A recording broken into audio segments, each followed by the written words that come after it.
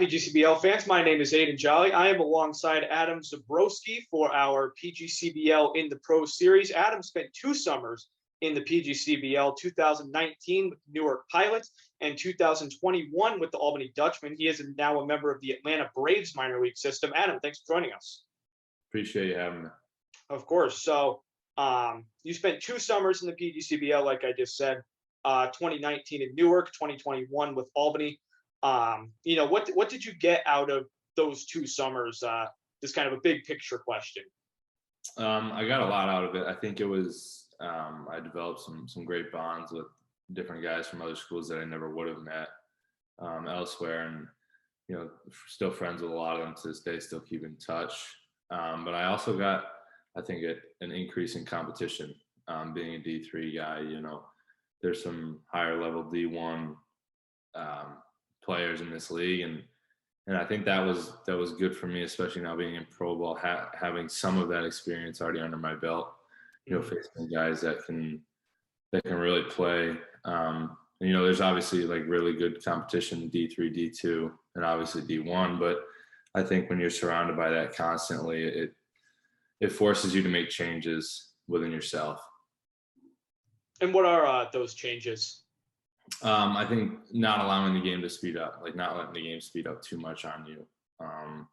Playing against better players, naturally, you're going to feel like you need to speed up, but you just need to remember it's the same game that you played for a while. And also, I think, too, the schedule of playing every day is very similar to what we go through here in the minor leagues. It's, today's our off day, Mondays are our off days, but you're playing every day, so you can't let one bad day turn into 4 bad days. You need to just roll into the next day, and I think that the PGCBL and that scheduling really taught me that too.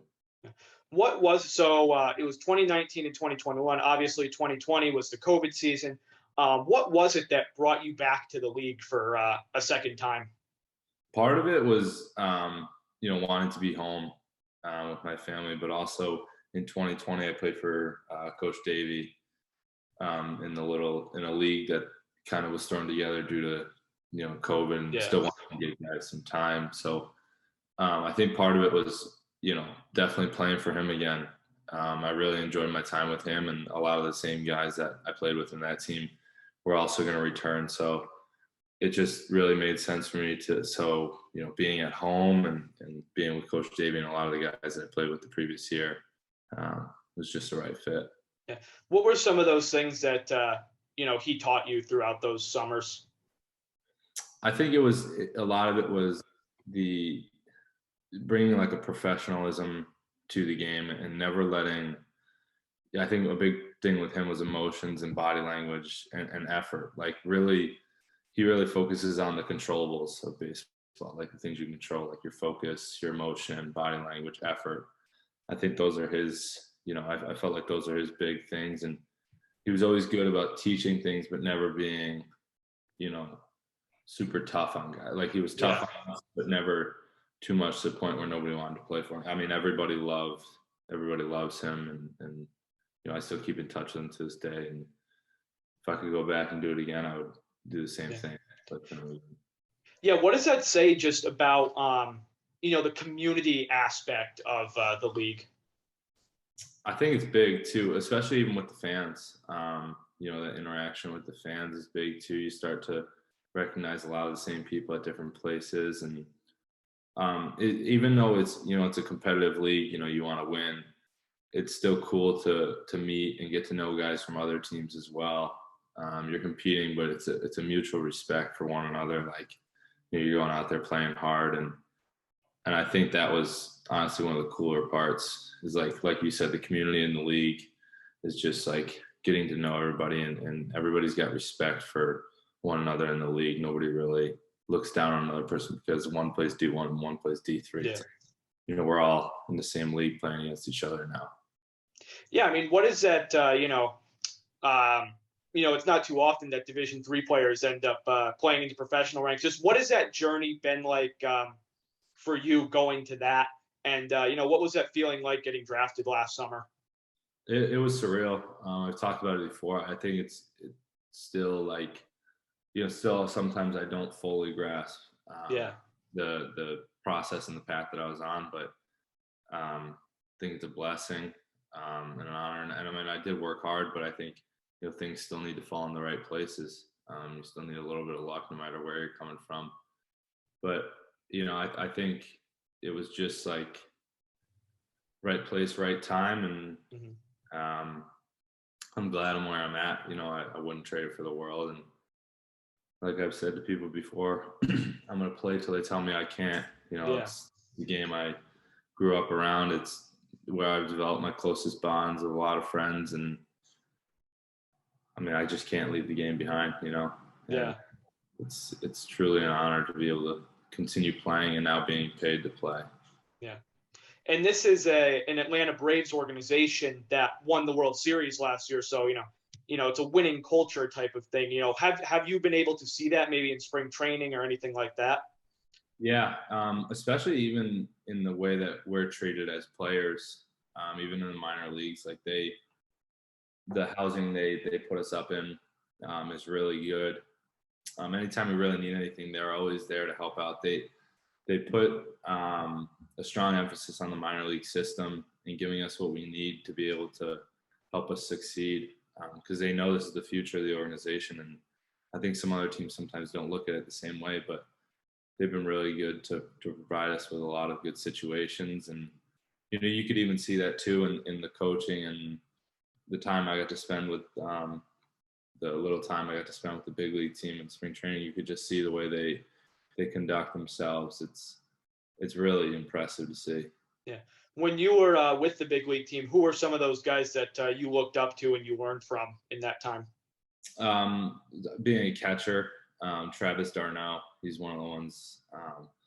But one guy I got to catch Will Smith and watched Charlie Morton throw too, and ended up talking to both of them after their respective starts in their games. And it was really cool just to like kind of understand where they came from and how they got to their point. And I talked to Charlie Morton a lot about like sequencing, and it's really cool just to see the way those guys think about and go about like their business, how they think about stuff.